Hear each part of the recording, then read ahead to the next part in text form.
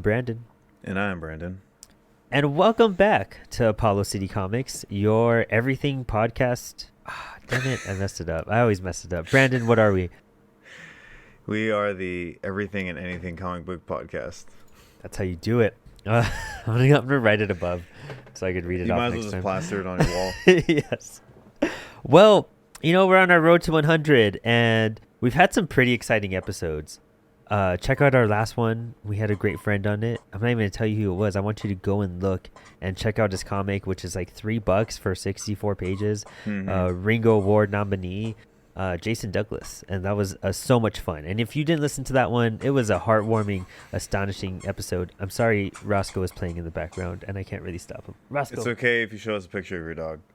I should try to at least take a picture to justify why people are having to hear squeaking. There you go. There you go. Rascal. There you go. Spock's playing now. There you go. Well, everyone, sorry about that. Well, check out the Jason Douglas interview. That was so much fun. Some interesting stuff. And then he has some conventions coming up that you'll want to check out. And we're on episode, 97 right now? We're climbing up. I thought it was like 98. No, we're not there yet. We're on episode 97, I want to say. Sorry, this is one of those exciting times. Yeah. Oh, this is 98. See, you're totally right. We're on episode 98. We are on the road to 100. This is where the buildup is, the climax. But we're gonna kind of slow things down a little bit. And we've talked about Venom so much, we had to talk about the movie. But first, some news. Brandon, what's going on with our good friends over at Lesser Known Comics? Well, if you've listened to the past couple episodes, we have talked about lesser known comics pretty much. Actually, in recent history, we probably bring them up somehow each episode. But as of now, they are in the middle of their Kickstarter for Lesser Known Comics batch number 3. There is still 12 days as of today. Today is being October 12th. So October 12th is also your birthday. Happy birthday, Brandon. We'll do you got to put air horns in. Yes. Thank you. Yeah, 30th birthday. It's a The special big one. 3-0. You're like as old as Venom, technically. That is true, huh? Yeah, it's kind of weird thinking that. Like, the characters existed 30 years. Jesus. What was I saying? Yes, Lesser Known Comics Kickstarter. So they have their Kickstarter going. They're trying to reach their goal of 4,000. They are barely over the halfway point, and like I said, there's 12 days to go, and they have different tiers of, I guess, Kickstarters that you could pledge. The highest one being $75, which pretty much gets you everything they've ever done ever. Yes. Tons of cool stuff. Yeah, and if you've listened to the show before, you know that Patrick, Charlie, and Mark are all amazing people, all talented and awesome, and we got to do their interviews, and are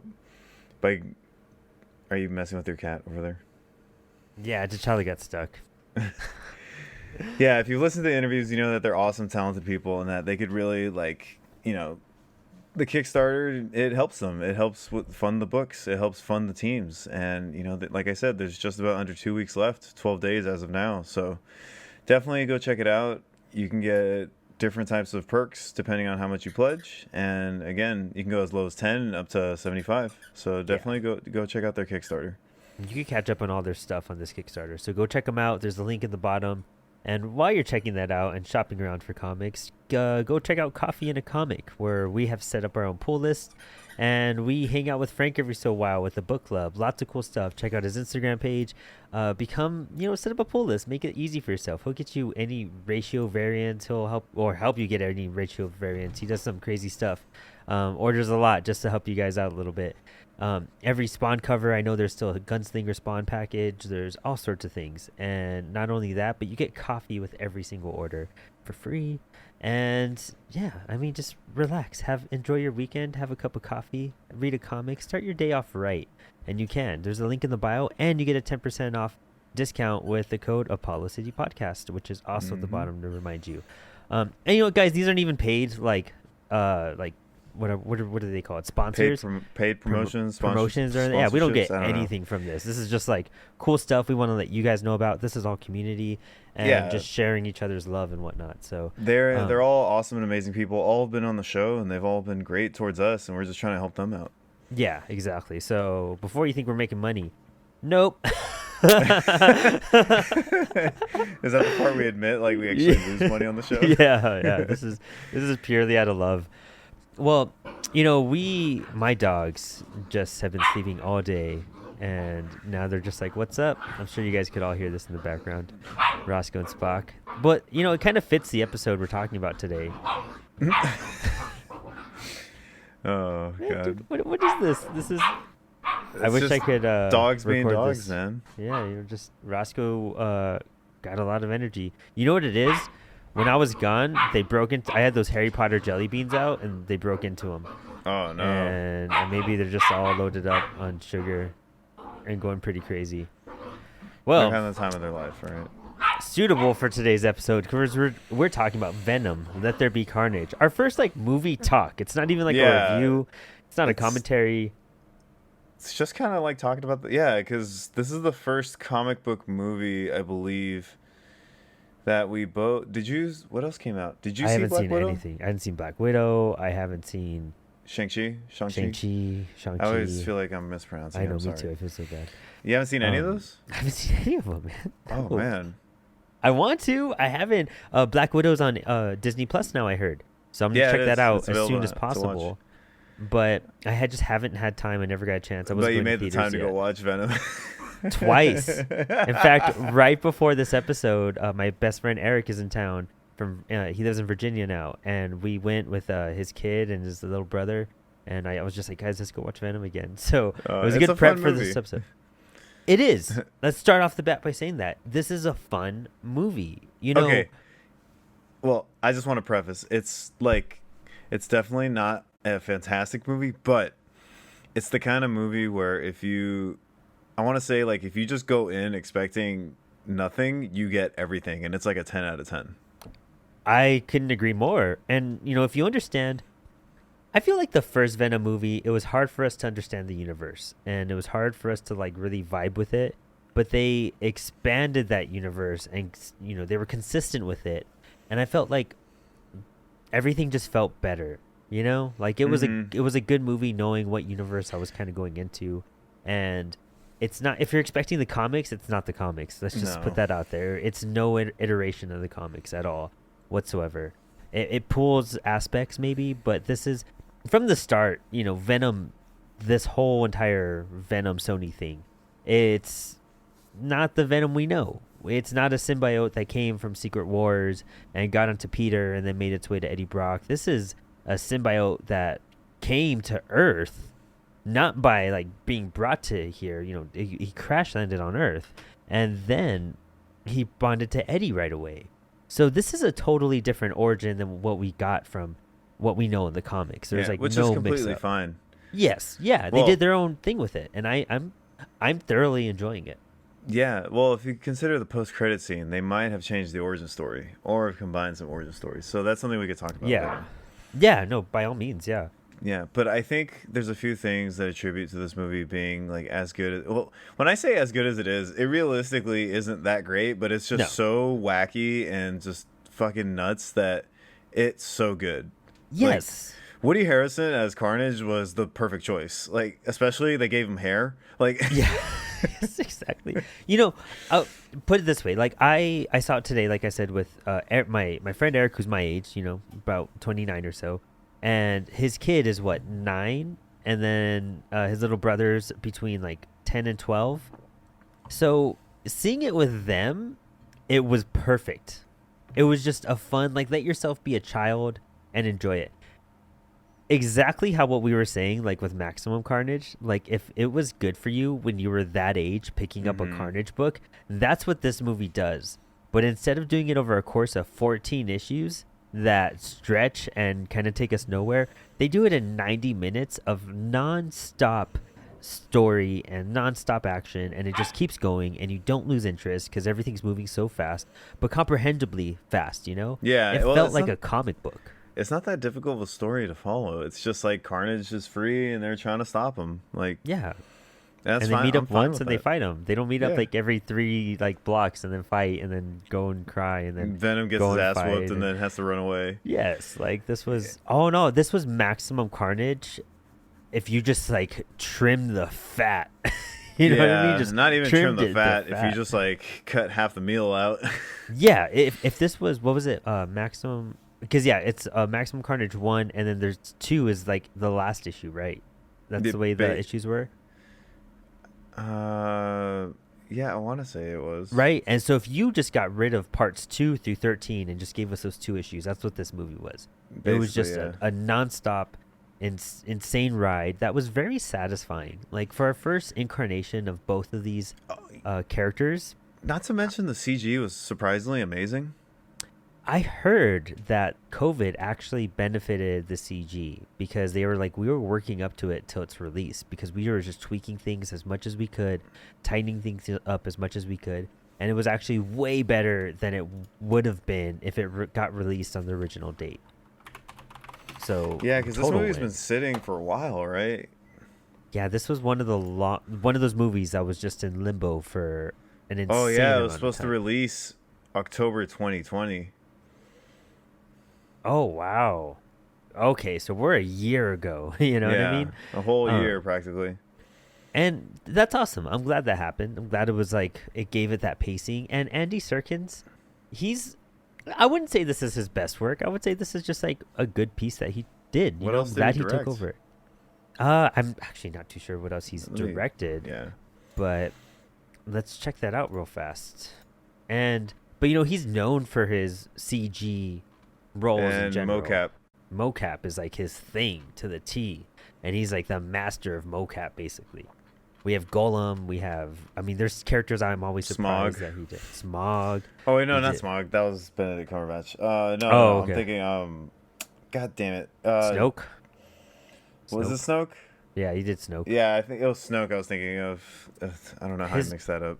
His mocap stuff is insane. Didn't he also do Caesar? For Planet of the Yes, Apes? he did. Yeah, he did. Yeah. He did. Yeah, he did. Let me see. And- I think this was a directorial debut. Really? Yes, I want to say it was. Let's find out. Wait, no, he directed some other stuff.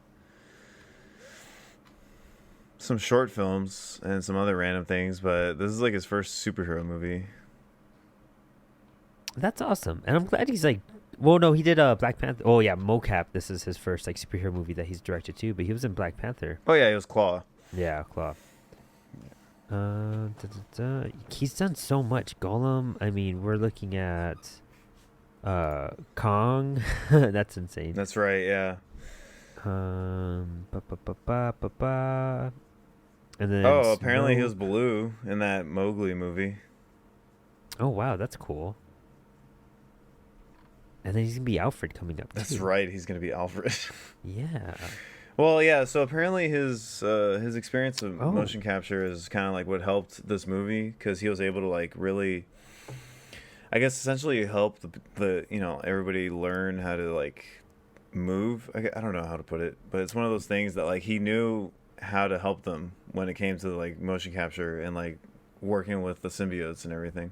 And I think that's exactly what you needed for this kind of movie is Mhm. you knew the symbiotes are going to be 100% CGI. Like there's no getting around that in any way, shape, or form.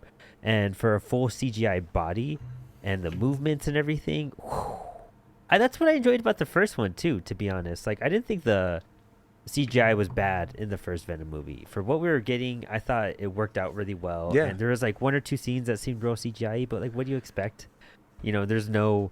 There's no getting around that. Yeah, Like, and none. I think the other thing too is like Tom Hardy is one of those actors that people talk about being good but never really appreciate enough. He's definitely underrated in my opinion when it comes to certain roles. Oh yeah, 100% agree. I mean, his big like debut as a character was I think what's that movie? Jesus Christ! Yeah, I just drew a blank. What the hell is that movie called? The Christopher Nolan one. Oh, with Bane and everything. No, not Dark Knight Rises. Oh, I was like, what? Holy crap! Let's find out. You know, those for you. This will be a good live episode actually, because we're doing a lot of research.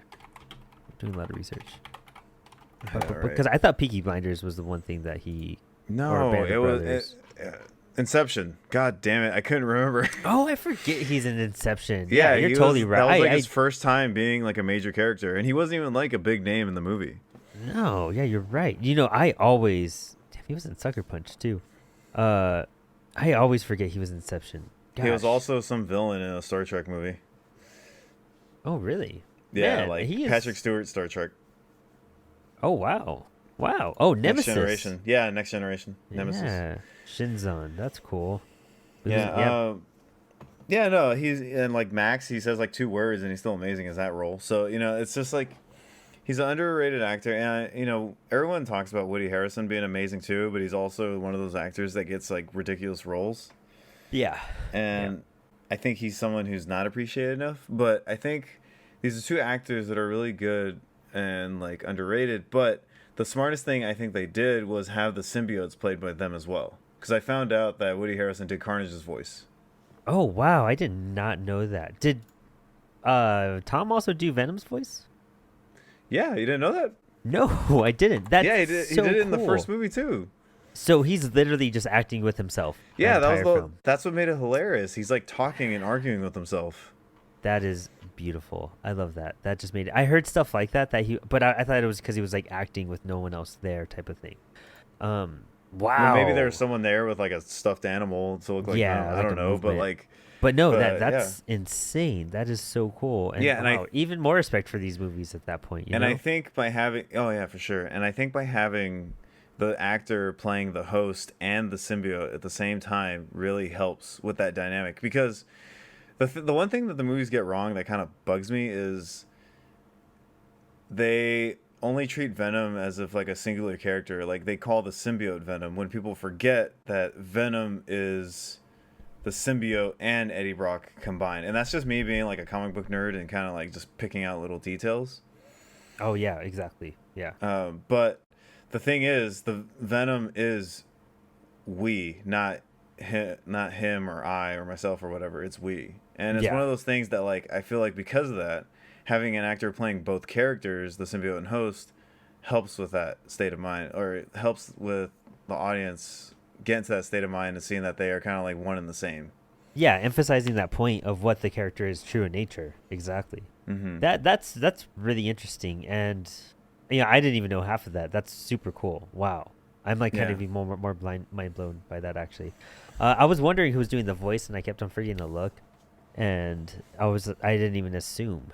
But yeah, if you listen to the symbiote talk, you can kind of hear Tom Hardy's like tone. Exactly. Yeah, I can totally see that at this point. That's so exciting. That's so cool. I mean, and it's one of those comic book movies too that they're doing all these very comic booky, and it's also like it's that classic kind of It was literally made by the Comics Code Authority. There was no blood.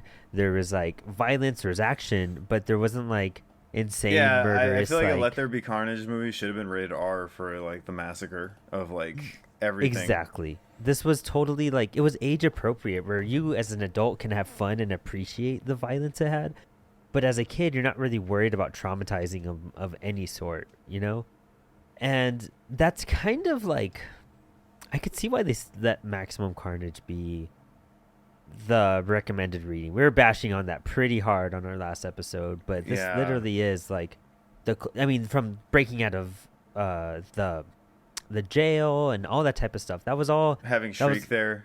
Shriek and of course they tampered with so many of these characters' origins and how the relationships and even how they acted towards each other. It still worked, but it worked so much better. It was an evolved version of Maximum Carnage. And they also incorporated some other cool stuff that was like Venom lore and whatnot, like Venom Island, where Spidey took Venom during their last battle and ditched him there. Mm-hmm. And then when they needed Spidey to fight Carnage, when Carnage first came out, they went back to the island and brought a Venom back. And then in Donny Cates' run, they go back to Venom Island too. So I thought that was a cool little callback as well. And it's so well orchestrated with stuff like that. You know, it's a simple, fun movie, but it also gives you that comic book, feel to it 100%. Well, it's still a movie that kind of like, in a weird way, respects the source material in ways you wouldn't realize. So like, if you look at the Donny Cates run, I haven't really read Venom before Donny Cates, besides maybe a select few random issues, but they talk about like the collective hive mind and like how like Null controls them all, and there's like billions of symbiotes. And that can, combining it with the Spidey Marvel realm, maybe we could get Null stuff out of it, which is super interesting, Because I figured they don't own that character since it was created, recently. I figure they only own Venom and a handful of other ones, Sony. But because it's an older contract, I don't figure they keep on getting characters, right? I don't think they get newer characters, no. It's hard to say, though, because Venom's kind of spun out of being a Spider-Man character, just kind of his own now. Yeah, that's true. And then you're, integrating characters like Toxin, who is the detective. I always want to say Peter Milligan because of the writer. The writer, yeah. But whatever his name is. But that's another cool character, Shriek being the character we see in this one. And it wasn't an overload like Maximum Carnage. We were saying they were introducing characters 2 or 3 an issue, and then by the end of it, you're like, what happened? Where'd they all go? Where's Spawn? Spawn was here a minute ago. And then he was gone. It would have been cool to see Morbius, but did you hear that some people? This is just me going off of Twitter. I'm not saying this directly, but did you hear about Screen Rant going after Donny Cates over this movie? No. What happened there? Okay, so the website Screen Rant, right? Yeah. So Donny Cates said something. He said it on Twitter. Like he tweeted again, like I was joking, guys. Like don't take it too serious, But basically, in the movie, the planet the symbiotes are imprisoned on, or at least that people think is their homeworld, is different than the planet that's in the comics. And Donny Cates was like, that's not the name of the planet, but okay. Something like that. I'm okay. Like, look through his tweets. You'll see it there. He was basically saying they got the planet wrong.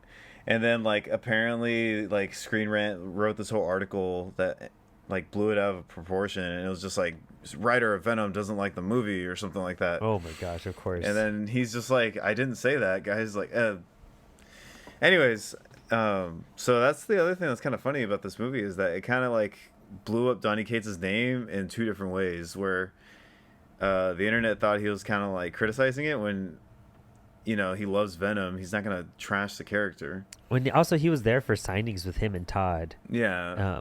And I've been kind of sending it on the Discord, but have you read about some of the creator issues that are going on with Venom? No. Oh, I knew there was something going on with Venom, but I didn't look into it. Basically, the writer, is it David Michelini? I always forget how to say his last name. I thought it was David Michelin. Michelin? Okay, that would make sense. David Michelin was basically trying to take more credit for the title, creation of Venom, because he had a issue where a character pushed Spidey through a subway, and Spidey's spider senses didn't go off, and it was a dark, mysterious character. We didn't know who it was, and Spidey couldn't figure it out, and it was a mystery cliffhanger at the end of an issue. And David wanted to make it a female character that was undetectable by Spider-Man's Spidey senses, and he wanted to make her female and also kind of spin something out of it, not symbiote based or any of that type of stuff. And Todd McFarlane was also being asked to start drawing the issues at that point, and he wanted to get Spidey out of the black suit and back in the red and blues, because that's what he wanted to draw. And he was basically like thinking of a way to do it. And so David is claiming that he did most of the creation of Venom because he thought of, I guess, the name Venom, and also was like the one who kind of wrote the character. Mm-hmm. But Todd is the one who gave him the design. And I guess his description was the black suit is taken over Eddie Brock and, do something with it and make it like a black Spider-Man essentially. And, Todd went and did his thing. But everyone's kind of comes back to that whole thing, like who really created Venom? Is it the writer who wrote it, or the artist that like drew it and brought the character to life and actually gave way more detail to the character than the writer in that sense? Mm-hmm. It's one of those situations that's pretty classic to the comics. I mean, you could say the same thing. It's the same thing with all the classic characters. Like, I think Batman is one of those cases where like it was like Bob Kane said he drew and wrote everything, but Bill Finger like created the Joker, created Catwoman. He's the one that like gave the origin story, and Bob Kane like only drew it. And then you have situations where Stan Lee told Ditko, "Hey, how about a guy that's Spider-Man?" And then Ditko drew it all, and then Stan Lee got a lot of the credit. You know what I mean? Like, Yeah. it's always kind of like this constant, because everybody wants the rights to their character. Obviously, everybody wants to make sure they own their character or own the rights to them or create like creator credit or whatever you want to say. So I don't know. With Venom, it seems like it's no different at this point. Yeah, and it's more of a. I mean, if you're working on a book together, I think they both should get creator credits. I feel like they both should be co-creator at that point. I don't think there's one that kind of overrides the other unless there was like in detail. Unless like David was straight up just like, we need the villain and it's going to have the symbiote on him. And then Todd went and did everything else. Okay, I can see how Todd gets more creator credit with that. Stuff like that. Like there's variables, I guess, in detail. Yeah, but that's like really hard to going down say. into detail. Yeah, to name it creator and then co-creator. It's So hard to that's say. Yeah, because also at a time when these characters were being created, this wasn't considered like, no one thought Venom was going to be a big hit 30 years later. Just like hundreds of other characters no one thought was going to be a big hit. They didn't Yeah. think Batman was going to be the biggest superhero ever back in 1939. Like, Yeah, exactly. you can't account for these things, so you don't think about it. But then when you start getting like millions of dollars made for movies, then that's when it becomes like a problem. Yeah, now everyone's talking about it. Yeah, this was. Yeah. It's funny because it was brought up in like Wizard magazine details from like '93 or whatever. And now with the movie coming out, it's all sparking up again. It's like, yeah, now that money's coming back through the hole, Yeah. just like it was when the character debuted.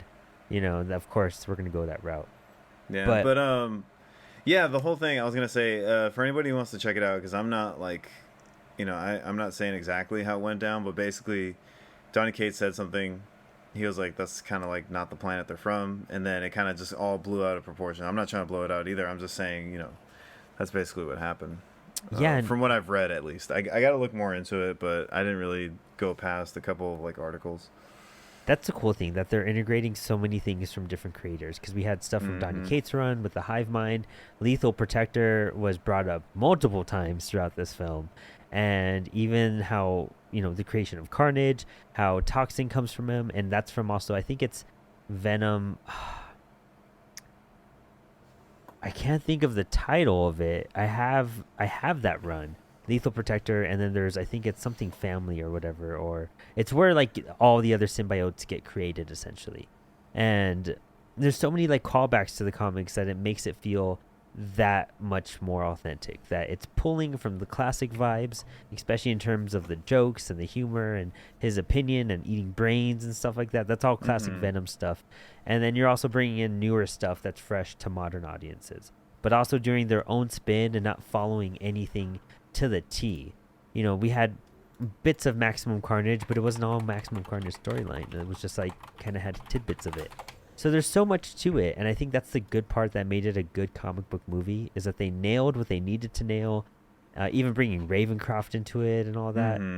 And they just had fun and did their own little story with it, which I think that's what they miss a lot of times in comics. Like comic book movies comic book movies like are getting to be too, and they've always done this to a certain extent, but being too dark and too bleak. But you can do that if you're following like threads that give us a comic book feel and kind of tie some of these storylines together that you're weaving. I'm gonna say Zack Snyder had that idea, he just couldn't execute the story and make it fun. Like we love seeing all the like the Frank Miller stuff, and we love seeing all the homages to everything, and that's kind of what we crave and what we jump for, and we do that Leo DiCaprio like meme that we're pointing at the screen for, and that's what we want. But you have to like integrate that fun that comics have as well. And that's like one of those examples. Yeah, and this is a perfect example of, you guys nailed it. I didn't expect the best movie in the world. I wanted a comic book movie, and sometimes these comic book movies are goofy. So do that, and Venom barely got cool 3 years ago. So like Yeah. so it's one of those things too. Sorry. I found it. I found the thing about Donny Cates and the Venom movie. Sorry, I got excited because I finally found it, and I don't want to be the one like spreading like the wrong information. That's why. Yeah. So Screen Rant wrote an article saying Venom comics writer criticizes Let There Be Carnage symbiote portrayal, and Donny Cates tweeted, "That's not how you pronounce Clintar, but that's okay," because they said a different. Okay. They say a different name, and he also said that's not actually a home planet. It's their word for a cage, but he's like, never mind. And then basically, people took that up. They blew it out of proportion and said like he was like slandering the movie, basically. Oh my gosh. And then like people apparently were like roasting him on Twitter, and the Venom account movie was even like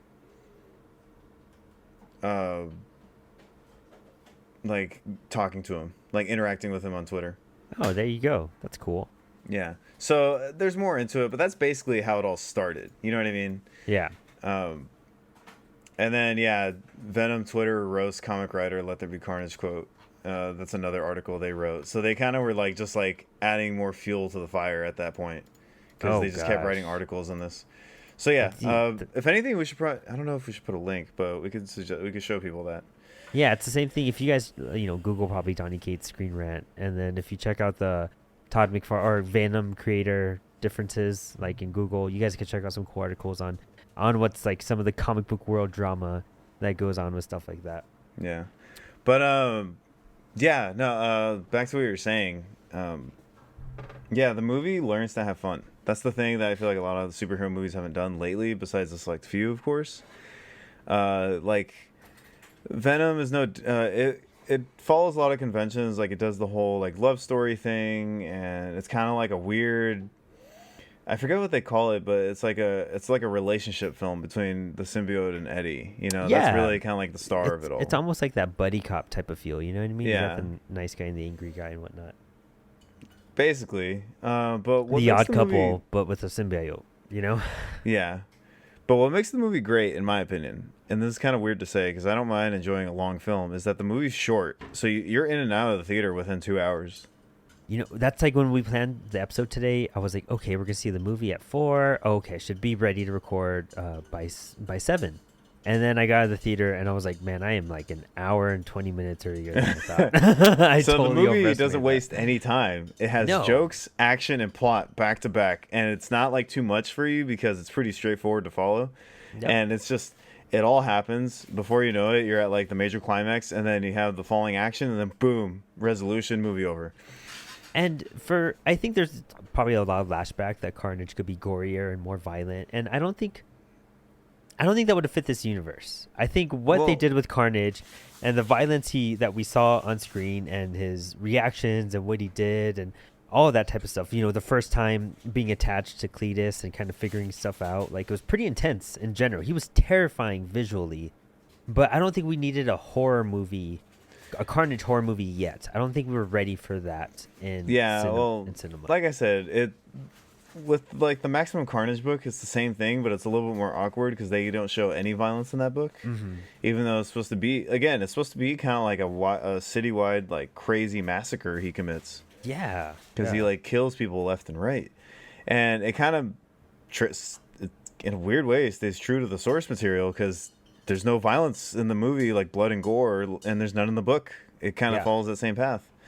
But the thing is, the movie's so wacky too. Like the violence kind of goes along with it.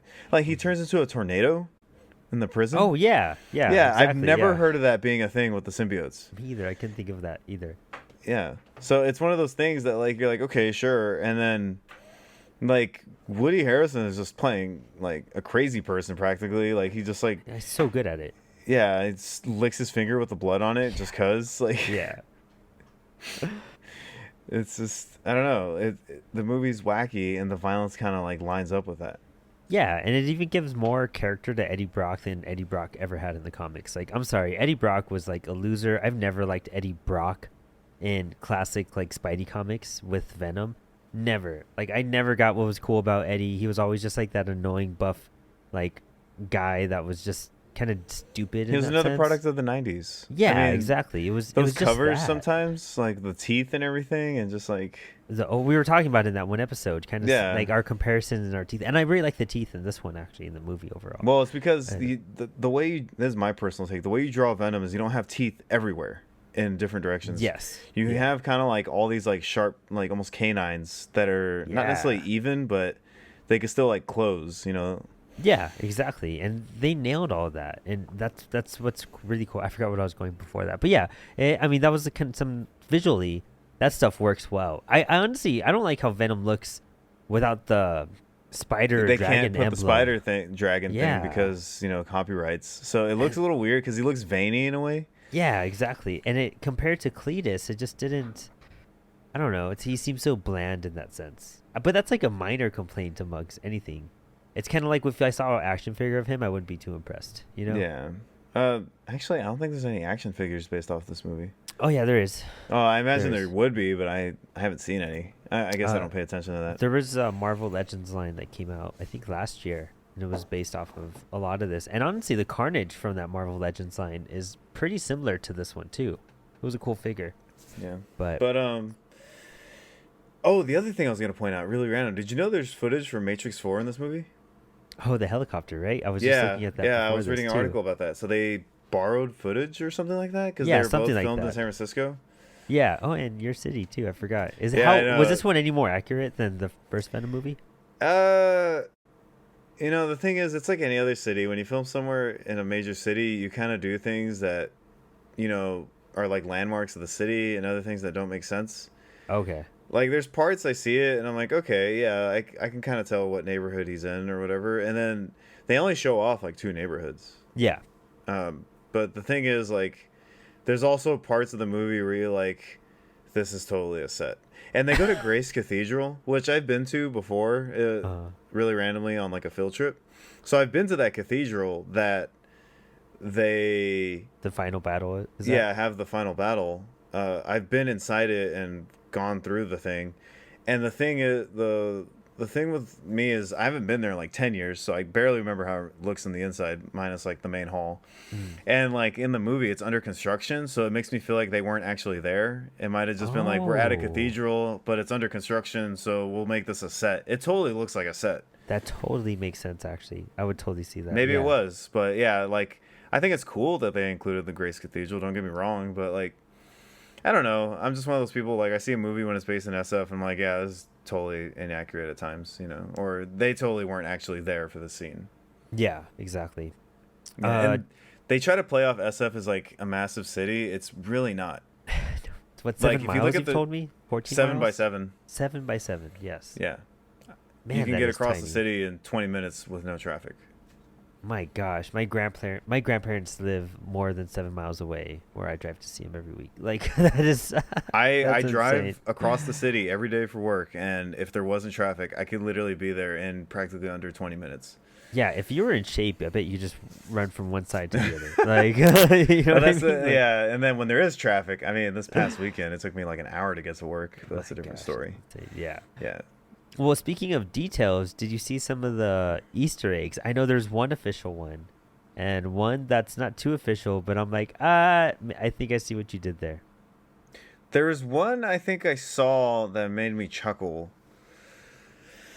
But to be honest, I saw it after having an opening shift, so I took a nap and saw the movie, and I was kind of like, "Oh, this is cool." Did you see the Stan Lee cameo? What was the Stan Lee cameo? In the girl's shop, the one where he gets chocolate from and everything, there's a magazine stand, and Stan Lee's on the cover of the magazine. Oh, maybe I didn't notice that. Yeah. Did you buy any? And I feel like this has to be like a comic book staple reference, and there's no way you can avoid it or even try to fight it. But did you notice there's possibly a Watchman reference in the movie? No, what part? Or maybe Check if you this bring it out. up. So look at Eddie's shirt. It's a San Francisco shirt. It's a circle, and then you have the Golden Gate Bridge, and the circle is a yellow sun. And so you have the Golden Gate Bridge, which looks like a smiley face, and it doesn't look like there's any eyes. But when Venom bursts open the ketchup after making breakfast, and the ketchup goes all over the top of his shirt, it looks like the bloody Watchman button. Oh, that's just you looking at it. Okay. Yeah, Let me look at this list. Funny enough, from Screen Rant. of course, of course. Oh man. Let's see. I know Ravencroft. Yeah. Yeah, obviously. Ravencroft, of They course. did have Daily Bugle. I remember seeing that. Yeah, they did. Let's see. It sounds like a The lot reference of to more, Lethal Protector. of course. The symbiote hive mind. Of course. Tom Holland Spider-Man. Oh yeah. Oh, spoilers. Sorry, everybody. Oh yeah, right. Yeah. It's all over the internet. Yeah, there really wasn't that many references. So looking at this list, the one that made no sense to me, but I guess makes sense, is the Sonny and Cher one. Because the chickens are named Sonny and Cher. Yeah, I guess just to be cute or something, you know. I don't know if that's a direct reference to any sort of run or something. I don't know either, but no, it didn't include a Watchmen reference. Maybe But, you're looking into it, but I'm telling you that's just, you know, the smiley That's face Watchmen. with the that's 100%. You know, if you're trying to be comic book geeky, hidden, you know, secret references, that has to be in there. And for all of you who rewatch it, check it out. I swear to God, that's a Watchmen reference. well, There's yeah, no- I'd still say watch the movie. But you know, I'm trying to think of what else was kind of. The shout outs at the end of the credits, every person that's ever worked on like a significant Venom run. Yes, You know, yeah. I stayed because I wanted to see that. And, you know, you got Donny Cates and Ryan Stegman because I will always love everything they do. That's our Venom, And essentially. yeah, that's our Venom run. Like 1,000%. That will always be the best Venom run to date until Yeah. something else comes out. yeah. But who knows? Maybe the new one will be amazing too.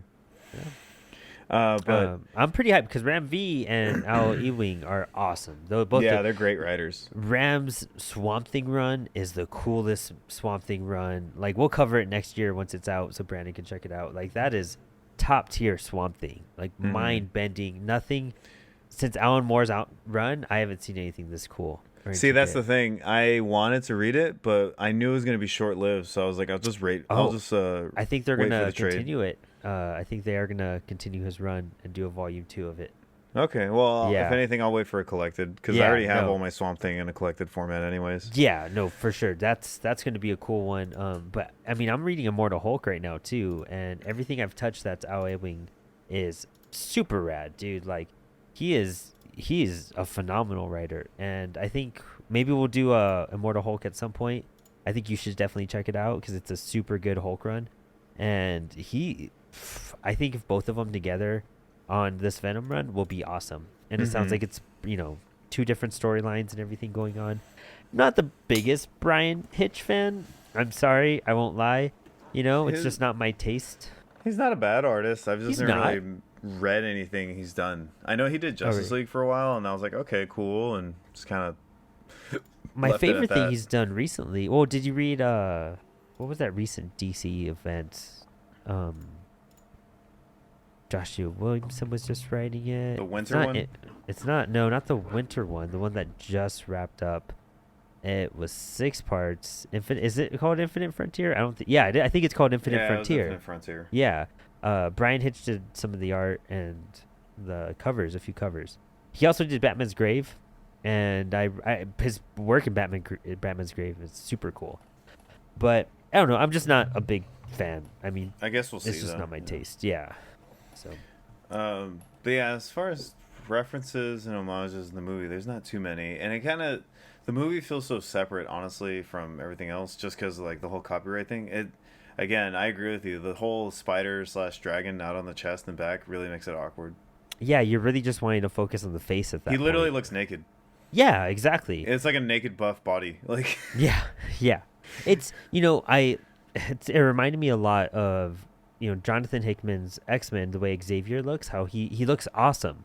It's that black outfit, and then he has the silver helmet with the blue X on his face. Oh yeah, the Cerebro like portable version. Yeah, and I love it. And then I was like, man, I would love a figure that, you know, is this Xavier. And Marvel Legends released the Xavier figure, and I was looking at it at Target one day, and I was like, I don't want this one. Like, it's literally just like a 3D printed black body, and then the head is cool. I'm just like, it's just not worth $25. You know what I mean? You're not getting anything out of it. None of them can be as good as this. Yeah. The good old D, double D. Yeah. You know, Daredevil is something that we are going to get to, guys. We're just trying to really find the right time so we could really embellish into it. That's going to be one of our favorite times. I mean, that's gonna be one of my favorite times, easy. But I mean, regarding the film, I mean, I don't know what else I could say about it at the moment. Well, all I was gonna say is like the film is like flat out fun. It's a terrible movie for like not terrible. It's like not the greatest movie ever for sure. It's a solid like 6 out of 10 probably. Yeah. If you had to assign a number to it, there's a lot of things with it. Like the pacing isn't perfect. It's pretty rushed, and it's like, you know, Tom Hardy's great, Woody Harrelson's great. Everyone else is kind of like okay, kind of thing. Yeah. And then it's just kind of like, okay, cool, that happened. Nothing really significant. But if you just kind of go for the ride and just like soak it all in for what it is hilarious. It's just action packed and just that movie fucks. Yeah, no, exactly, dude. The fight scene that you get at the end of it is way better than the first one for sure. It's not just a bunch of mush fighting together and whatnot, but this is like a combat filled Venom versus Carnage fight where they don't hold anything back. And I think it sets up a lot because this is where we really start to get into spoilers. So when Venom bites Cletus's head off, personally, and they could go this route or they, go the route where Cletus is dead and his head got bit off. But in the comics, the symbiote Carnage is fused to Cletus's blood. So that's why Cletus always comes back to life. He got cut in half. I remember you telling me about this. He got cut in half, and then Carnage, it became his legs, basically. And just like with Agent Venom, when that happened to him. Yeah, the symbiote can kind of like replace limbs. Yeah, exactly. So, I mean, I wouldn't be surprised if Cletus isn't dead. I wouldn't be surprised if, this Venom stuff becomes really successful and they do 5 or 6 films and they do one where he comes back and he's like that skeletal absolute Carnage, and then they kind of fuse into that storyline because they've introduced so many symbiotes already. They totally could. The rumor I hear people saying, it makes sense why people would want to like go this route. It's that Null is going to play a part into it all. Yeah. I mean, it would make sense if we're reaching out to the hive mind. You're now in the Spidey universe with those rights. And if you reached out and if they're doing stuff with Fantastic Four that can incorporate the Surfer, Null could be the big bad guy for whatever phase 6, whatever 5, whatever's coming up. Spoilers, but yeah, like introducing Spider-Man at the end of the movie, like it's like stock image, like video from the previous film of or the previous Spider-Man film, but Eddie is literally transported to like the MCU like within a second, and so the possibilities are endless. Now I want to know what the deal was that they struck, because that caught me off guard. I'm not gonna lie, that was like, wow, they made it happen. Finally. Because there were such like intense fights about Spidey recently between the two of them, and that keeps happening like every other year. Well, you know how much Sony bought the rights for, right? I don't remember, but dude, it's like they bought the movie rights to Spider-Man for $7 million. That's a drop in the bucket for like big multi-billion-dollar corporations. Literally, that $7 million deal has made itself money 10 times over. And the reason why we've been getting so many shitty Spider-Man movies at times was because they have to keep making movies or they lose the rights. Oh, dang. So okay, it's easier for them to make movies and make a little bit of money than to lose out on that opportunity overall. That makes sense. That totally makes sense. Wow, that's kind of annoying too at that sense.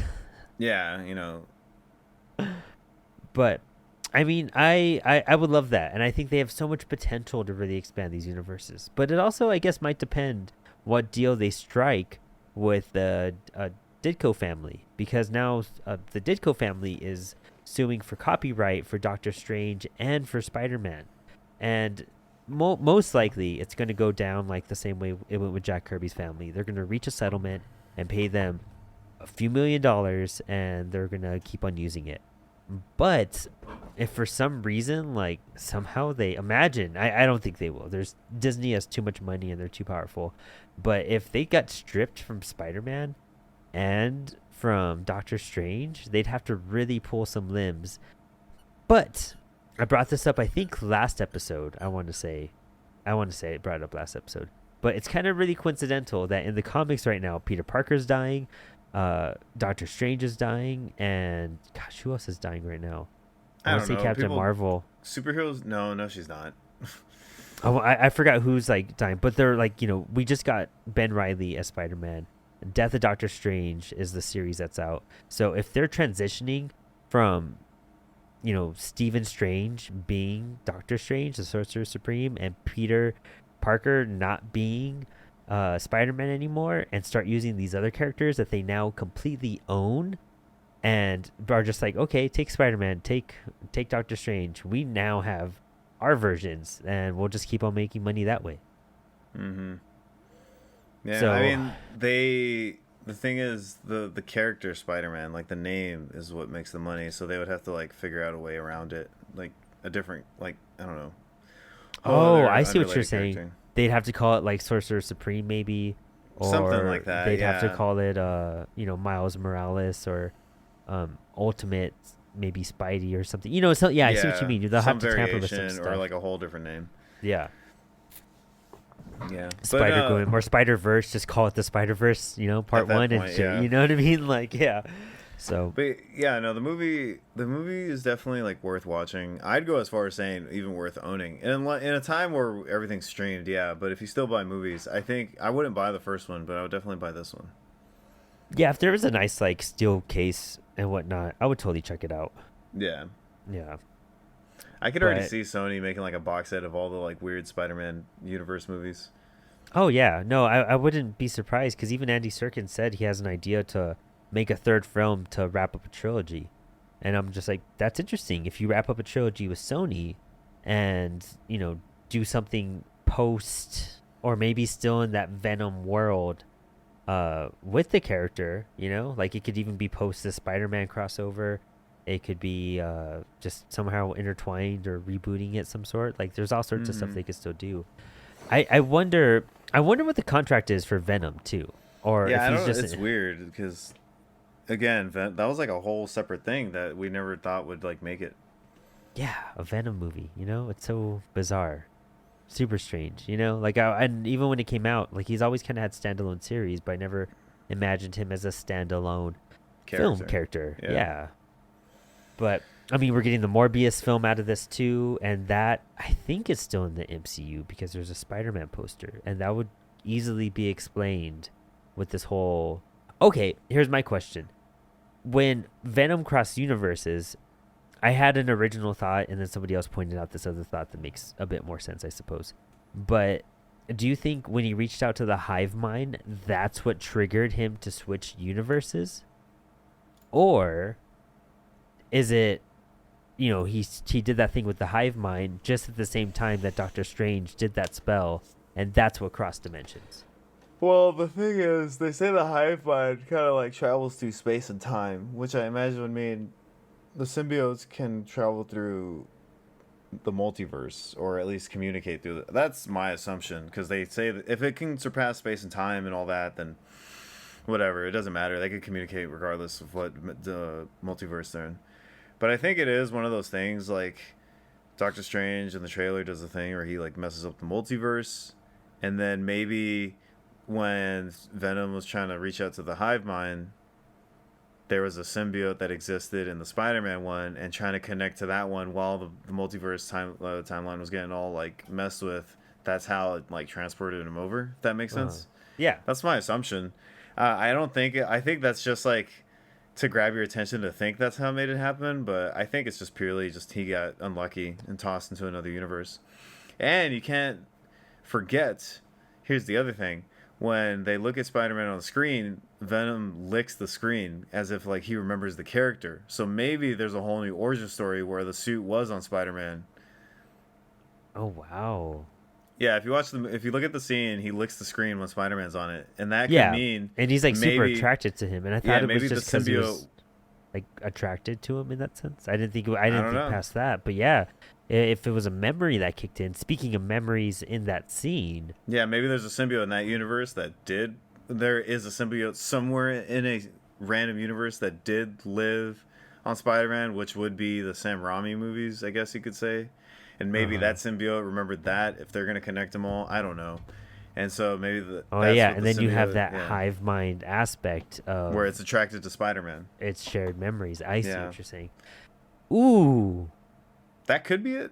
That's what I think from it. Or it could be he just got tossed in. So there's two. Yeah. Okay, cool. I was curious about that because I was first thinking, I was like, man, he connected with the hive mind. And it was so epic. It like did this cosmic stuff, and that's what made him cross. But then we were walking into the theaters today, and Eric's little brother was like, oh, when Doctor Strange performs the spell, and it like does all that. I was like, oh wow, that's a good point. Like that could be the simple response to that. And I was like overcomplicating it, going into like Venom lore. And it could also be that thing like when you watch WandaVision and Loki. There's that part in Loki where he's like, oh, did you feel that with the timeline? And then in WandaVision, it was her becoming like powerful that like disrupted something like that. And like if you line them up, they line up perfectly, like the two scenes. There's a YouTube like a that's video. I gotta watch Loki still, dude. I gotta finish all that. No, sorry, I didn't mean to spoil it. No, I mean it's all spoiled, but I mean I gotta catch up on that stuff. Yeah, apparently like those are connected in that way. So maybe it's that same thing where like the two movies, maybe even though they're different from each other, they're running parallel. Yeah. Dang, that's cool. Whew. Well, I never thought Venom and Spider-Man would be multiverse shit, but whatever, I'm here for it. Yeah, Marvel was going that route, and they're just kicking DC's ass at it. So, and that's a whole nother story. But oh my gosh, don't tell Comron on Steel. We'll be talking a lot about that. I mean, the Flash movie just wrapped, so I'm pretty.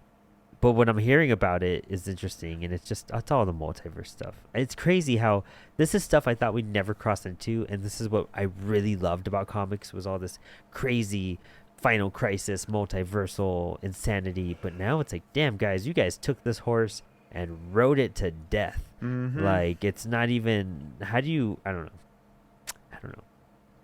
know. It's too much at a certain point. Whatever. But hey, it whatever makes contracts flow and copyright work. Yeah, just make dope movies. That's all I care about at this point. Like, whatever. Like, if you got to do a crazy timeline, multiverse thing, fuck it. Just do it. But make it work. Yeah. And Marvel, I applaud them. them. It's still easy to digest, and it makes a lot of sense in a lot of cases. So, I mean, they're doing something right in that writer's room. Definitely. But... I mean, I enjoyed it. I'm glad we got to do a follow-up to Maximum Carnage because we bashed the hell out of that book for good reason. I don't like that book. I'm sorry. I don't like that book. We get stupid. But this was good because I feel like Maximum Carnage, the essence of it is what they were going for this film. And they didn't give us a horror Carnage yet because we're not ready for that, and it doesn't fit this universe. So whenever they do that Carnage USA, crazy horror stuff, absolute carnage, insanity thing, that's a whole different, I think, stage of these Venom movies, and maybe even a different Venom than Tom Hardy completely. I don't think it would really suit this, but it works. I dig it. I hope there's another one, and I'm definitely interested to see where we go from here. And we'll cover some Donny Cates stuff maybe in the next month or two, just so we can start catching up and speed up with our Venom. I mean, I finished the run. Oh yeah, no, but on the show. I mean, on the show. Because I was like, I thought you finished it, but I guess. Oh hell yeah, read the hell out of it. No, yeah, we've done volume 1, and that was actually, it's kind of cool. We've kind of come full circle in the sense of like, we started with your first episode on the show, way back when, and that was Venom, and now we're kind of still riding that train. So we'll get some more stuff in there and find some of the best of it all to explain it to you guys. But until then, hey man, good stuff. We'll watch it. We'll definitely do a commentary at some point, and we'll. Oh yeah, that's right. Movies. We do have to do a commentary. Yeah, maybe when there's some big stuff going on. But overall, I mean, thanks for hanging. Yeah, thanks for having me.